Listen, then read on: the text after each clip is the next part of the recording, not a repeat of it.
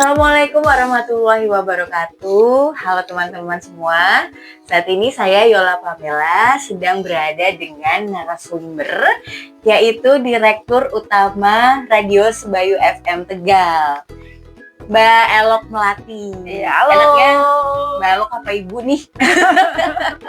Mbak aja. Mbak aja ya, biar muda terus ya. Iya dong.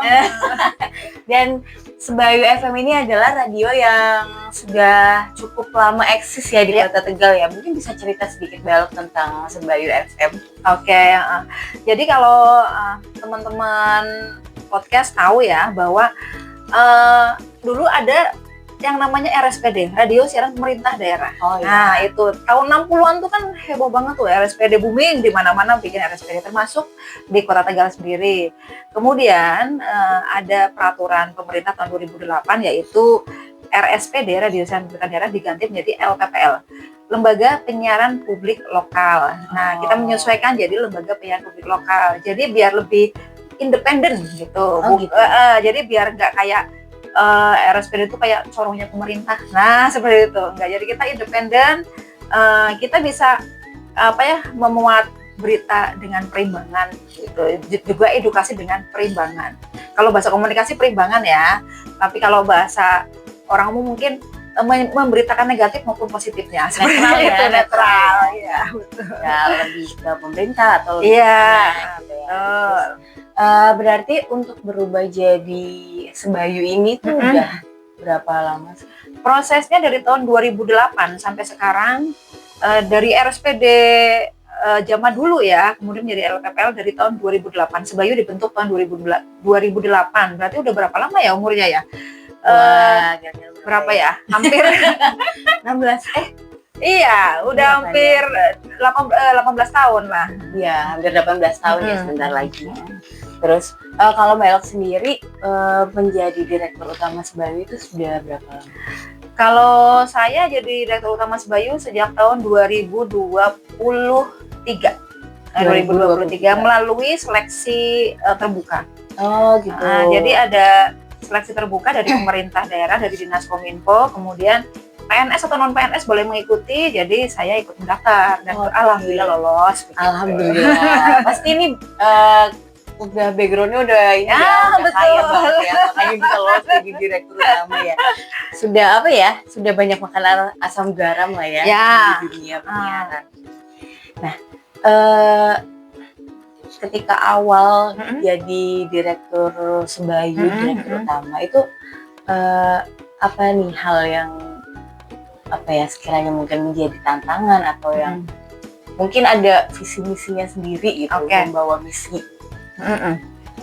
Baik, kalau saya sendiri ya, saya pribadi itu pertama kali masuk ke LPPL, menjadi Dirut LPPL adalah tantanganku adalah bagaimana caranya mengubah image sebuah RSPD yang notabene radio kuno ya, menjadi radio kekinian begitu. Jadi banyak orang lebih tertarik dengan melakukan inovasi-inovasi atau variasi program, kemudian dengan melakukan konvergensi, memetakan SDM terutama nih, memetakan SDM.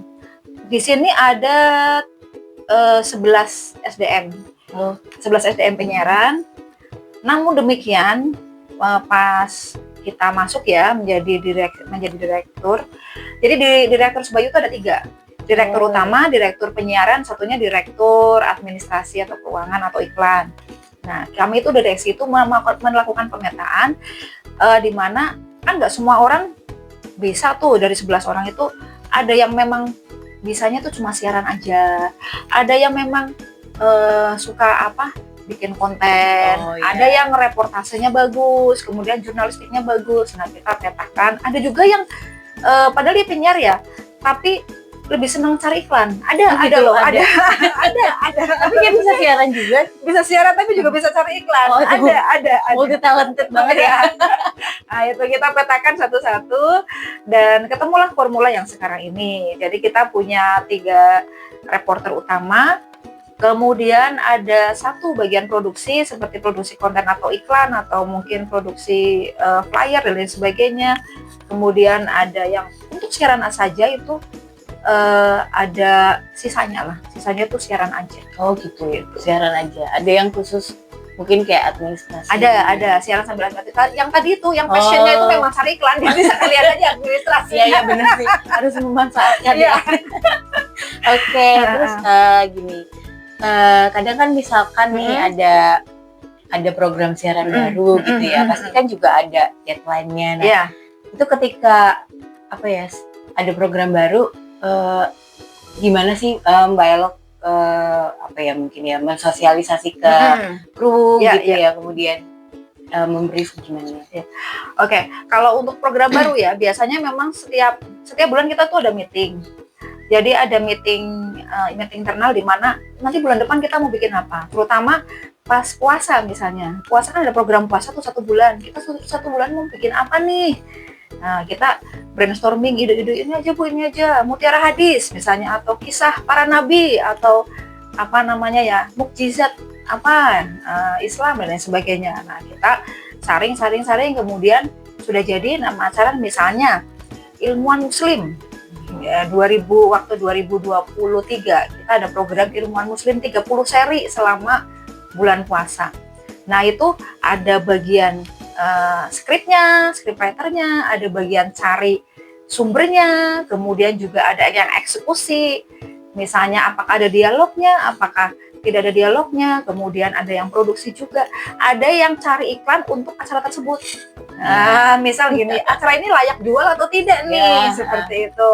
Kalau acara puasa itu biasanya kita memang jual dalam tanda kutip ya, ke misalnya ke bank syariah atau mungkin ke koperasi syariah gitu, atau ke biro perjalanan haji dan lain sebagainya. Seperti itu sih. Dan yang jelas dari brainstorming kemudian menjadi suatu ide besar, kemudian dikecilkan, kemudian langsung dipetakan ya. Siapa yang mau eksekusi nantinya, seperti itu. Dan ada penanggung jawabnya. Ada penanggung jawabnya masing-masing. Tapi di dalam apa ya perencanaan itu ya, maksudnya kayak misalkan sejauh mana sih kru-krunya itu terlibat untuk misalkan pengambilan keputusan ya?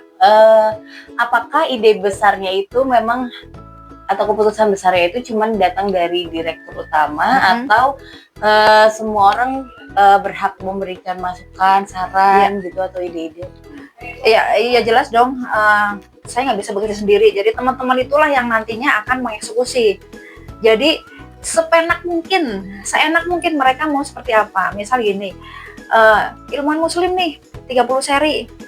Berarti oke, ada dua orang produksi. 10 seri untuk Acil, 10 seri untuk Mas Galih misalnya. Nah, nanti dibagi 2, oke. Kamu nanti tanggal 1 sampai tanggal 15 Ramadan ya. Berarti dia tuh harus jadi sebelum tanggal 1. Paling tidak udah harus jadi 5 seri sebelum tanggal 1 gitu. Nanti setelah berjalan. Nah, begitu juga dengan si Acil misalnya. Acil mulai tanggal 15 sampai tanggal 30 ya, 30 Ramadan. Berarti dia tuh bikin seri 15 itu sebelum tanggal 15. Jadi dan itu pun setelah jadi tidak langsung dinaikkan, di on air kan atau dinaikkan ke YouTube, tidak, tapi juga harus melalui proses seleksi. Dan kurang ini kurang itu, apalagi kalau misalnya itu ternyata bisa dijual, jadi kan tergantung kliennya juga, nanti aku sih berikan di sebelah sini ya Mbak, oke bisa seperti itu sih. Berarti kan memang udah ada target atau deadline-nya sendiri ya untuk setiap program. Nah, mungkin atau biasanya sih ya pasti ada ya yang misalkan deadline-nya nih tanggal 15, terus ternyata mundur. Ya nggak bisa nih kayak gitu. Bisa. Si yang udah ditugasin atau dipercaya gitu kan untuk ini kok belum jadi gitu ya, sampai mepet gitu. Itu gimana? Makanya ada yang seperti itu juga. Karena apa? Karena dia terlalu detail. Saya punya seorang staff ya, pekerjaannya sangat bagus tapi terlalu detail, jadi lama jadi lama. Misal saya pernah nyuruh ada kebakaran kapal, saya bilang coba sana kamu kesana kita bikin flash news gitu loh, jadi lempar dulu isunya, ini ada kebakaran kapal di sini, saya tunggu jam 9 ya, saya udah suruh dari jam 8 nih, ini kenapa orang jam 9 belum kirim kirim reportase gitu loh. Ternyata dia itu bukan bukan tidak menangkap apa yang saya katakan. Saya bilang flash news, tapi yang dia garap adalah apa ya? Kayak telisik loh. Oh, jadi benar-benar kupas tuntas. Semuanya diwawancara. Saya bilang, buat apa? Saya kan nyuruhnya flash news. Flash news itu adalah lemparan isu. Iya. Itu bukan kayak kadang-kadang ada yang seperti itu. Jadi ya antisipasinya adalah membuat cadangan sih, atau membuat backup gitu loh. Kadang-kadang ada yang seperti itu karena dia sangat detail, jadi disuruhnya flash news malah jadinya kupas tuntas. Ya bagus sih ya, tapi Tapi kan lama. tapi Saya akhirnya keduluan media lain seperti iya, itu. jadi targetnya nggak tercapai Iya. gitu ya, yang harusnya kesini akhirnya kesana. Iya. Nah, terus apa ya? Mungkin nih mereka misalkan dalam kru-kru ini dalam melaksanakan program atau tugasnya juga kadang bosen ya kan, gitu kan. Terus harus ada motivasi atau apa yang bisa menambah semangat. Iya. Itu apa nih biasanya belok yang dilakukan? Itu seperti tadi kita setiap bulan ada meeting bulanan ya, jadi tetap kita motivasi, kemudian kita juga rangkul bareng-bareng. Kita nggak pernah memperlakukan staff sebagai, misalnya saya nggak melakukan staff sebagai bawahan atau gimana, tidak. Sama-sama aja kita bareng-bareng. Kalau misalnya dia tidak bisa, saya juga bisa sebenarnya gitu. Misalnya nih, aduh aku nggak bisa, suruh kenapa sih kamu sekarang akhir ini nggak mau disuruh MC gitu loh. Aku tuh gini, misal trauma kemarin habis salah dan lain sebagainya. Nah, nanti kita kasih motivasi kapan saatnya dia perlu motivasi sendiri berdua dengan manajemen, kita panggil lah berdua dengan manajemen. Tapi kapan saatnya kita bareng-bareng memotivasi seorang tapi dalam bentuk pada saat meeting nih, ayo dong jangan seperti itu, jadi teman-temannya ikut memotivasi juga. Ayo dong, nggak apa-apa, salah itu kan biasa, nggak usah jadi pikiran dan sebagainya, biasa aja, nah gitu. Teman-temannya ikut memotivasi. Tapi kapan saatnya dia bikin kesalahan misalnya, kemudian yang lumayan fatal, dan kita biasanya memotivasi. Kalau bahasa kita sebagai karyawan, memarahi ya. Punishment gak juga. Enggak juga. Ya memotivasi dalam tanda kutip, mengevaluasi, kemudian memotivasi, memberikan tips atau trik kedepannya, jangan seperti ini, seperti itu. Ada juga yang seperti itu. Tapi sejauh ini tidak pernah ada yang dikasih punishment sih, hanya kita berikan sedikit evaluasi dan motivasi saja. Kalau misalkan kayak reward nih, misalkan buat yang tadi nih yang rajin banget cari iklan gitu, ada nggak? Ada. Jadi setiap tahun itu kita memang menganggarkan namanya itu imbal jasa ya. Imbal jasa itu adalah kita balikin ke dia 10% dari yang dia dapatkan. Tapi setiap tahun. Nah, kita memang setiap tahun kita kasih ke mereka, bahkan yang tidak cari iklan pun karena dia ikut membantu memproduksi iklan, jadi kita kasih gitu. Seperti itu ya. Jadi tetap ada reward, ada evaluasi, juga ada motivasi. Nah, di saat-saat apa nih, misalkan dalam memimpin gitu ya, mengorganisir Sebayu FM ini, kapan sih rasanya tuh harus misalkan, oh ini nih nggak bisa nih, harus tegas nih gitu, atau mungkin kalau pas kayak gini harus lebih keluar empatinya atau gimana gitu? Iya. Ada nggak sih? Ada. Waktu itu penyiar saya nggak datang. Padahal dia siaran sahur tapi nggak datang. Satu tegal itu kayaknya batal semua tuh. Nggak ada yang mendengarkan imsak soalnya. Semua telepon bang, kok nggak imsak? Emang radionya mati gitu, karena kan kita adalah satu-satunya radio terkoneksi dengan Masjid Agung. Oh iya. Jadi semua surau-surau atau musala-musala kecil itu kalau puasa itu stay tune di 94 FM, karena apa? Nunggu Masjid Agungnya imsak, mereka imsak seperti itu. Jadi hari itu tuh satu Tegal itu mungkin imsaknya itu ada yang kelebihan, ada yang kekurangan deh gitu, ada yang terlalu maju, ada yang terlalu, itu pernah ada satu orang penyiar yang tidak berangkat siaran, padahal itu tanggung jawabnya nggak cuma siaran ya, tapi juga menentukan waktu imsak. Nah seperti itu memang kita agak tegas dan apa ya, tapi juga tidak diberikan punishment yang misal pengurangan salary atau tidak ada. Jadi kita berikan apa motivasi atau evaluasi yang lebih sedikit apa ya, tegas lah, sedikit tegas. Jangan gitu lagi ya Pak. Gitu. Tolonglah, ini semua satu kota tergantung pada Anda loh. Iya.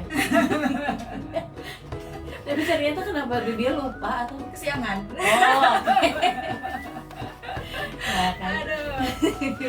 Itu ya kadang yang kayak kecil-kecil gitu tapi fatal gitu ya sebetulnya. Betul, fatal. Dan itu kalau sampai diangkat ke manajemen atau ke manajemen yang lebih tinggi ya, ke dinas mungkin ya, wah itu bisa dapat SP dan lain sebagainya. Tapi kan kita masih ini dulu deh, kita masih bisa tanggulangi. Besok pasang alarm ya, jangan dimatiin HP-nya ya, nanti saya bangunin kayak gitu. Seperti itu pokoknya. Iya, ternyata masih banyak juga yang tergantung sama radio ya untuk tahu waktu imsak, azan gitu-gitu ya. Terus jadi kelihatannya kan kadang orang pikir oh ini radio TV itu cuman hiburan-hiburan aja buat sambilan gitu. Ya. Sambil nyetir, sambil masak, sambil nyetrika gitu. Ternyata kalau nggak ada tuh baru sadar ya, oh ternyata betapa pentingnya kalau yang kayaknya kecil gitu tapi nggak ada gitu ya. Terus gitu ya. Berarti ya lumayan seru ya jadi. Betul. Apalagi punya 11 teman-teman yang harus selalu dimotivasi dan ditingkatkan kemampuannya gitu. Belum lama ini nih Mbak Yora. Jadi berkat dukungan dari anggota DPRD, kita itu 8 orang dari 11 orang itu semuanya tersertifikasi BNSP untuk konten kreator. Jadi saya bilang gini, teman-teman saya tuh nggak melarang teman-teman nyambi misalnya jadi konten kreator di luar. Udah saya bekalin sertifikat konten kreator yang resmi gitu, yang tersertifikasi BNSP. Nah, silakan, tapi jangan melupakan tugas-tugas yang di kantor karena jenengan itu harus memenuhi minimal jam kerja yaitu 6 jam dalam sehari, 6 hari dalam seminggu. Jadi jangan sampai melupakan tugas-tugas yang ada. Nanti silakan kalau misalnya mau part time. Sekarang kan banyak tuh, bahkan kayak toko-toko ya, rumah makan itu kan banyak sekali tuh yang sudah punya media sosial, kemudian pengen bikin konten tapi nggak tahu. Nah biasanya menghubungi personil kami gitu, atau menghubungi sebayunya langsung, ayo dong Kak review makanan di rumah makan saya, seperti itu. Atau mungkin ayo dong Kak kita bikin konten di toko mas misalnya. Nah itu boleh nanti kita bantu gitu. Karena kan kita punya 8 orang konten kreator yang sudah tersertifikasi seperti itu. Asik banget. Nah jadi radio itu sekarang nggak cuma didengerin tapi juga bisa dilihat, dan juga sekarang karena Sebayu FM itu ingin lebih moderat, jadi kita sudah melakukan konvergensi ke media lain, media sosial, kemudian kita melakukan streaming juga. Di mana saja berada, yang penting ada kuota itu bisa mendengarkan. Kuota is segala-galanya. Jadi untuk yang di luar kota Tegal gitu, kalau misalkan mau menikmati Sebayu FM juga bisa lewat apa aja? Iya, bisa lewat streaming di radio online. Radio online Sebayu FM ya. 94 FM ya. Kalau misalnya analognya 94, kalau misalnya mau streamingnya sementara ini sedang di radio online Sebayu FM. Itu bisa ya masuk radio online bisa, atau radio garden juga bisa. Tapi kita sebenarnya punya website yang di dalamnya ada streamingnya. Oh iya. Masalahnya adalah websitenya kita sedang down, dihack sama judi online. Ya memang judi online. Terus kalau mau sekarang kan bisa dilihat ya, maksudnya dinikmati secara visual juga betul. Gitu. Itu di YouTube. Di YouTube ada, di media sosial kita juga ada, di Instagram ada kita punya reels atau story yang hari ini kita dapat berita apa saja, bisa di situ. Kayaknya kita minimal sehari 5 berita deh. 4 sampai 5 berita ada di situ, bisa dibaca, bisa dilihat. Di YouTube kita ada podcast harian. Setiap hari ada podcast mulai pukul 8.45 sampai dengan pukul 9 dengan ya banyak banget lah narasumber yang pokoknya yang lagi hits gitu.